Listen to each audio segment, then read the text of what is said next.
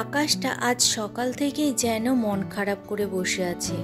মেঘে ঢাকা মুখ, সূর্যটাও যেন লুকোচুরি খেলছে। হাওয়ার মধ্যেও একটা অচেনা চাপা মন খারাপের গন্ধ। হ্যালো, আমি সৌমা। গৃহিণীর রাই চ্যানেলে তোমাদের সবাইকে অনেক স্বাগত। এখন সময় হলো সকাল 10টা, আর চলে এলাম রান্না করতে। বাইরে এরকম মেঘলা ওয়েদার, ভাবলাম একটু অন্যরকম খাবার করা যাক। আজকে করব বাটার গার্লিক চিকেন। খুব অল্প সময়ের মধ্যে খুব তাড়াতাড়ি এই রান্নাটা হয়ে যায়। ভাবলাম এই রান্নাটাই করি আজ।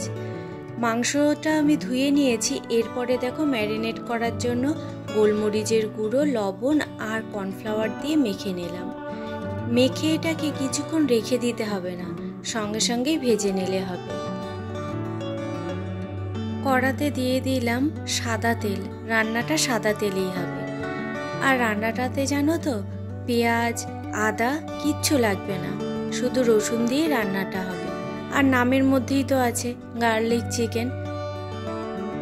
মাংসটা আজ কমিয়েই ভেজে নেব, যাতে ভাজতে ভাজতেই অনেকটা সেদ্ধ হয়ে যায়।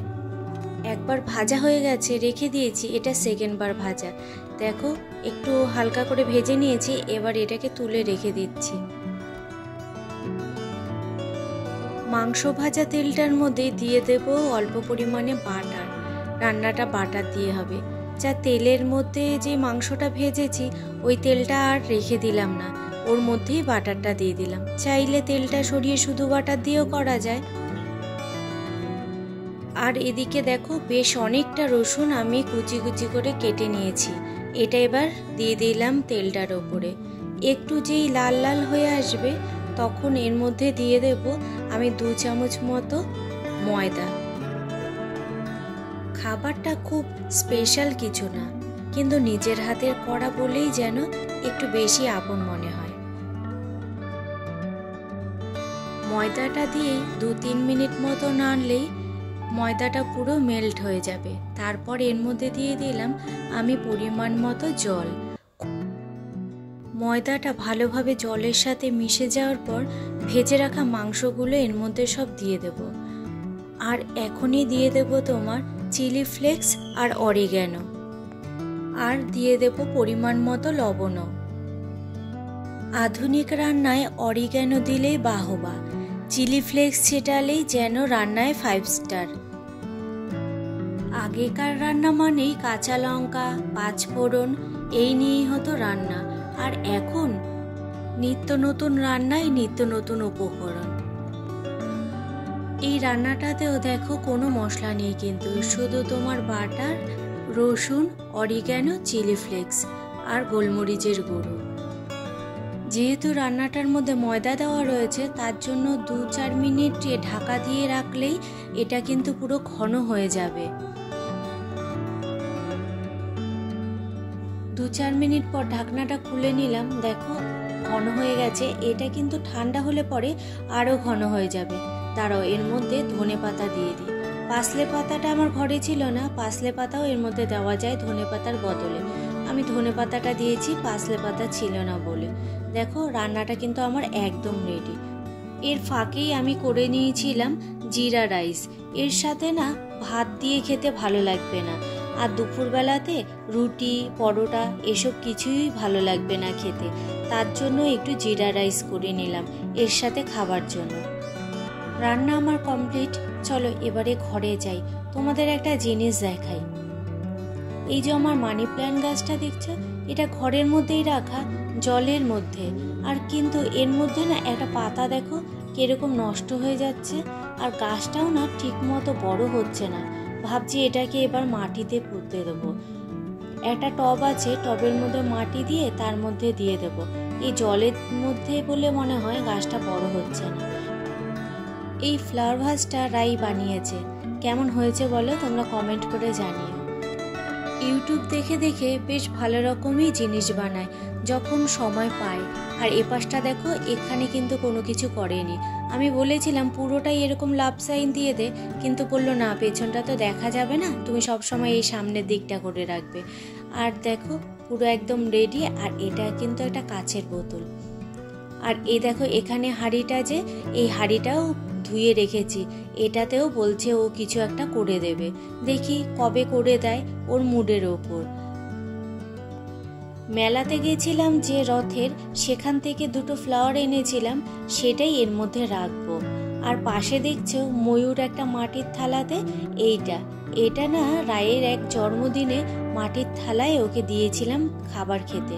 সেই থালাটা আর ফেলতে দেয়নি ও আমাকে, ও এই থালাটা ধুয়ে রেখে দিয়েছিল, বলেছিল এর মধ্যে কিছু একটা আমি আঁকবো। তা দেখো কি সুন্দর একটা ময়ূর এঁকেছে। ছোটবেলায় আঁকা শিখেছিল, কিন্তু আঁকাটা পুরো কমপ্লিট করতে পারেনি। সেটা ওর দোষ ছিল না, নানান সাংসারিক অসুবিধা ছিল তার জন্য। আর এদিকে দেখো এই ফুলগুলোই কিনে এনেছিলাম, মনে আছে সেই রথের মেলা থেকে, এগুলোই এই ফ্লাওয়ার ভাসটার মধ্যে রাখবো। এর মধ্যে এমনি ফুল এনে না রাখা যায় না, মুখটা একদম ছোট তো ফ্লাওয়ার ভাসের, তার জন্যই এই দুটো কিনে এনেছি। আনার পর দেখছি আর দুটো আনলে ভালো হতো, একদমই যেন অল্প হয়ে গেছে। এটা টিস্যু পেপার জড়িয়ে তারপর এটা তৈরি করেছে বলে এর মধ্যে জল দিয়েও কোনো কিছু রাখা যায় না, তাহলে টিস্যু পেপারটা ভিজে গেলে পরে কোনো কারণে পুরো ফ্লাওয়ার ভাসটাই নষ্ট হয়ে যাবে। দেখো এইটা রাখলাম, কেমন লাগছে। আর দুটো আনলে ভালো হতো, মনে হচ্ছে যেন কম কম হয়ে গেছে।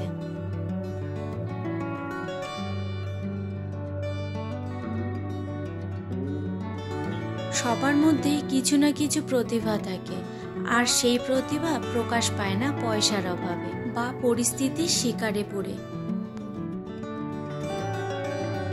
রায়েরও আঁকার কোর্সটা যদি কমপ্লিট থাকতো, ও হয়তো আরো সুন্দরভাবে আঁকতে পারত।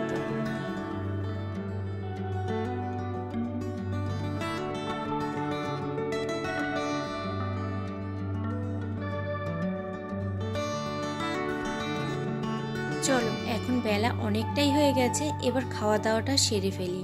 আর নতুন ধরনের রান্না করেছি যখন, তখন খাবারের জন্য তো মন ছটপট করছে। আজ নিজের জন্য খাবারটা একটু গুছিয়েই নিলাম। নিজের জন্য খাওয়া বলেই কি শুধু পেট ভরানো? কখনো কখনো গুছিয়ে খাওয়াটাও একরকম ভালোবাসা নিজের প্রতি। আজ একটু সেই ভালোবাসাটাই দিলাম নিজেকে। চলো দেখি এবার খাবারটা খেয়ে কেমন এর স্বাদ হয়েছে।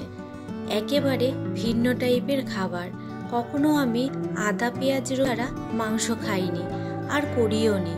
এই ফার্স্ট টাইম এইভাবে মাংস রান্না করলাম। দাঁড়াও একবার খেয়ে দেখি এর স্বাদটা কিরকম। একটু ভিন্ন ধরনের স্বাদ, খেতে ভালোই। মাংস আমরা যেমন খাই তার থেকে একেবারে ভিন্ন স্বাদ। একটা কাঁচা লঙ্কা নিয়েছিলাম, ভেবেছিলাম মাংসটা হয়তো ঝাল হবে না, কিন্তু গোলমরিচের ঝাল, শুকনো লঙ্কার ঝালটা বেশ ভালোই লাগছে। আজকের ভিডিওটা তাহলে এখানেই শেষ করছি। দেখা হচ্ছে তোমাদের সাথে আবার অন্য কোনো দিন অন্য কোনো ব্লগের সঙ্গে। তোমরা সবাই ভালো থেকো, সুস্থ থেকো আর সাবধানে থেকো। আর ভিডিওটা যদি ভালো লেগে থাকে তাহলে প্লিজ একটা লাইক, একটা কমেন্ট করে দিও আর সাবস্ক্রাইব করে আমার পাশে থেকো। তাহলে দেখা হচ্ছে তোমাদের সাথে আবার অন্য কোনো দিন অন্য কোনো ব্লগের সঙ্গে। আজকের মতো টাটা।